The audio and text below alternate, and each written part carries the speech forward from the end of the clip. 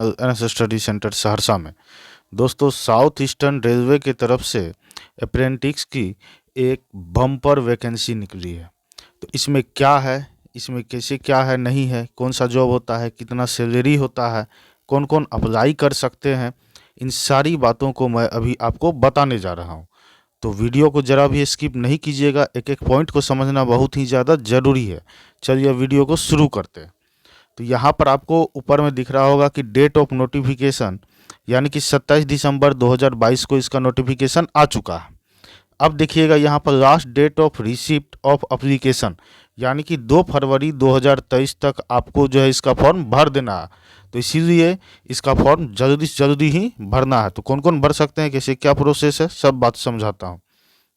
यहाँ पर देखिए, कहता online applications are invited from eligible candidate who are Indian national for. तो ये जो है ऑनलाइन अप्लीकेशन सीधा एलिजिबिलिटी क्राइटेरिया को देखिए। तो एज जो है आपका कह रहा है कि 1 जनवरी 2023 तक।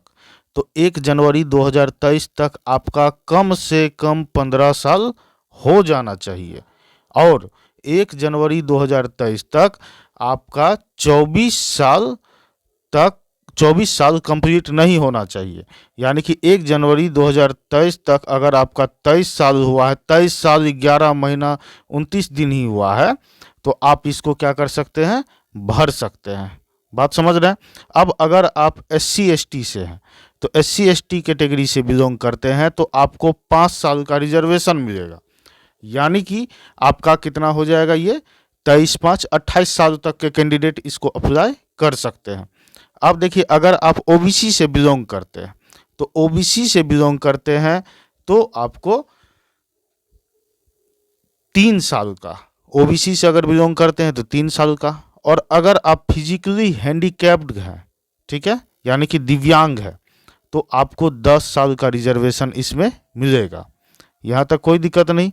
चलिए आगे बढ़ते हैं। अब मिनिमम एजुकेशनल क्वालिफिकेशन, तो यहाँ पर इसका मिनिमम जो है आप 10th पास होने चाहिए, मैट्रिक पास होने चाहिए, ठीक है। और आपका कम से कम मैट्रिक में 50% मार्क्स होने चाहिए, और 50% मार्क के साथ आपका ITI पास का कोई भी एक सर्टिफिकेट होना चाहिए, ठीक है। In the trade in which apprentice is to be done granted by NCVT या फिर SCVT, कोई भी एक सर्टिफिकेट होना चाहिए। और यहाँ पर देखिए, एप्लीकेशन फ़ी जो रहेगा, अगर आप जनरल OBC से हैं तो आपका 100 रुपया रहेगा। इसके बाद जो है, अगर आप SC ST या फिर वुमेन कैंडिडेट हैं तो आपका 0 रुपया रहेगा, ठीक है। सैलरी इसका बात कीजिएगा तो ये 8,000 से 10,000 मिलेगा। और इसका सिलेक्शन कैसे होगा, तो इसके बारे में अब समझिए, मोड ऑफ सिलेक्शन। तो यहाँ पर क्या करेगा कि आपका 10th का जितना परसेंटेज है, मान करके चलिए कि आपका 10th में है, फर्स्ट डिवीज़न है, 60% है, 300 नंबर हो गया। तो 300 नंबर, और ITI में आपका जितना परसेंटेज है, ठीक है, तो ITI का मार्क और 10th का मार्क, दोनों मार्क का आधा निकालेगा। जैसे कि 10th में आपका 300 है तो उसका 150, फिर आपका ITI का जितना होगा उसका आधा, इस दोनों को जोड़ करके उस हिसाब से इसमें कट ऑफ जाएगा। तो इसमें कट ऑफ जो है बहुत कम जाता है, क्योंकि देखिए बहुत सारे छात्र इसको नहीं करते। और इसको करने का फ़ायदा क्या है, ये भी अभी ही मैं समझाता हूँ। इसका फ़ायदा क्या है कि जैसे कि इस बार देखे होंगे कि ग्रुप D का वैकेंसी निकला, 1 लाख के आसपास मान करके चलिए इसमें सीट था, ठीक। तो 1 लाख के आसपास सीट था, तो इसमें 20 से 25% सीट आपके लिए, जो ये अप्रेंटिस किए हुए हैं उसके लिए ये रिजर्व रहता। तो 20 से 25% जो सीट हुआ, तो अगर 20% ही मान लीजिए रहा अप्रेंटिस के लिए, तो 1 लाख का 20% कितना, 20,000 हो गया। यानी कि 20,000 में अप्रेंटिस कितने छात्र किए हैं, हम कहते हैं 2,000 3,000 5,000 छात्र, बहुत मुश्किल से, बहुत कम, ना के बराबर। तो 2,000 3,000, क्योंकि देखिए नया नया ये अभी निकला ही है, 2,000 3,000 5,000 छात्र के यहाँ पर 20,000 आपको वैकेंसी है। तो आपका जो 20,000 जो सीट है, तो अगर आप 20 नंबर भी अगर ग्रुप D का एग्ज़ाम में अगर आप लिखते हैं, 20 नंबर का भी, 10 नंबर का भी, 30 नंबर का भी, तो आपका क्या होता है, डायरेक्ट इसमें सिलेक्शन हो जाता है। इसमें आपको कोई ज़्यादा कंपटीशन नहीं रहेगा। अब देखिए यहाँ पर समझिए, अब वहाँ पर इधर बचा कितना, 80,000 सीट। 80,000 सीट में आपको 9 करोड़ विद्यार्थी, 10 करोड़ विद्यार्थी। तो उधर का कंपटीशन को अच्छे से समझिए और इधर का आपका कंपटीशन को समझिए। तो यहाँ पर फ़ायदा आपके लिए ये है कि इसको आपको करना चाहिए, और करने के दौरान आपको 8,000 से कोई खास सैलरी नहीं है, लेकिन तत्काल हल्का फुल्का क्या दिक्कत है। तो 8,000 से 10,000 आपको सैलरी भी महीना में मिलेगा। और एक बात बता देते हैं कि ये 1 साल का ही ट्रेनिंग होता है इसमें, और कोई ये परमानेंट आपका जॉब नहीं है, ये आपका बस एक ट्रेनिंग के तौर पर आप समझ सकते हैं। ठीक है, मोड ऑफ सिलेक्शन आपको हम समझा ही दिए, क्यों करना चाहिए ये भी समझा दिए।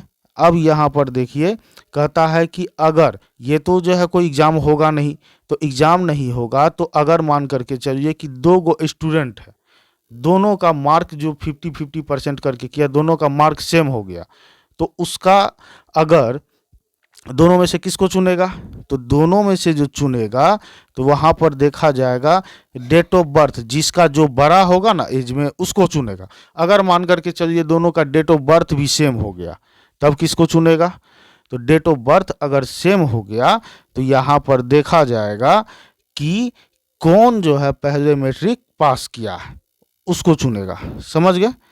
चलिए अब जो है यहाँ पर देखते हैं क्या सब है, हाउ टू अप्लाई। तो यहाँ पर आप इसका स्क्रीनशॉट ले लीजिएगा, ये आपको वेबसाइट है, इस पर आप क्लिक करके आपको अप्लाई करना है। ठीक है, चलिए आगे बढ़ते हैं। मोबाइल नंबर ये सब तो आप लोग जानते ही हैं, ये सब आपको जाएगा, स्कैन फोटोग्राफ, स्कैन सिग्नेचर, ये तो हर वैकेंसी में लगता है, ये सब समझ ही गए होंगे, ये सब बताने का ज़रूरत ही नहीं। अब आते हैं इसमें सीट कितना, वैकेंसी कितना। तो देखिए खड़गपुर वर्कशॉप का है ये, इसमें आपको फीटर उटर ये सब जो है, फीटर के लिए 100 सीट है, टर्नर के लिए जो है 22 है, इस तरह करके आपको यहाँ पर यहाँ है, देख लीजिए अच्छे से ट्रेनिंग स्लॉट का। अब देख लीजिए सबका आप लोग स्क्रीनशॉट भी ले लीजिएगा। सिग्नल और टेलीकॉम का है ये खड़गपुर का, ये भी जो है इसमें इलेक्ट्रीशियन के लिए 47 है, इस तरह करके आप लोग देख लीजिए, स्क्रीनशॉट सबका लेते जाइएगा। अब देखिए यहाँ पर आता है ट्रैकमैन मशीन वर्कशॉप खड़गपुर, तो यहाँ पर इसका भी देख लीजिए, इसका भी आप स्क्रीनशॉट ले लीजिएगा टोटल सीट का।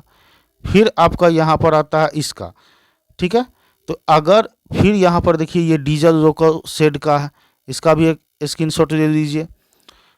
चलिए फिर है आपका DEE खड़गपुर, इसका भी स्क्रीनशॉट, जितना दिखा रहा हूँ कह रहा हूँ स्क्रीनशॉट लेते जाइए। ठीक है, देखिए यहाँ पर ये आ गया। फिर है ये चक्रधरपुर का, देख लीजिए अच्छे से।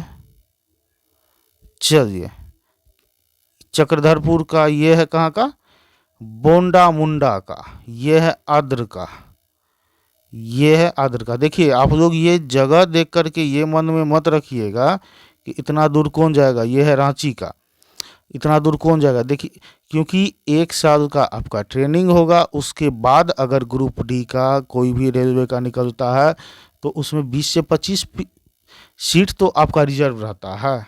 तो इस चीज़ को ध्यान में रखिए कि इसको मत देखिए, 20 से 25% जो सीट है उसको ध्यान में रख करके इस फॉर्म को भरिएगा।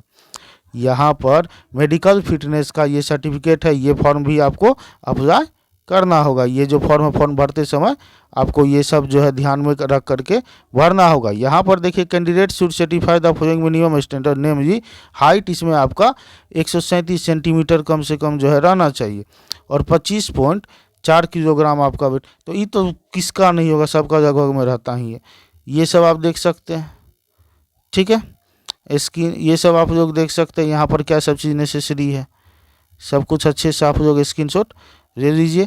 और आपको जानकारी मेरे द्वारा दिया गया कैसा लगा ये कमेंट करके ज़रूर बताइएगा, और नए हैं तो चैनल को सब्सक्राइब जरूर कीजिएगा, क्योंकि इससे संबंधित या फिर और भी किसी भी वैकेंसी से संबंधित किसी भी तरह का नोटिफिकेशन आता है, किसी भी तरह का कोई बात आता है तो मैं आपको सबसे पहले अपडेट करता हूँ। तो इसीलिए चैनल को सब्सक्राइब जरूर कीजिएगा और वीडियो को लाइक भी ज़रूर कीजिएगा। थैंक यू, जय हिंद।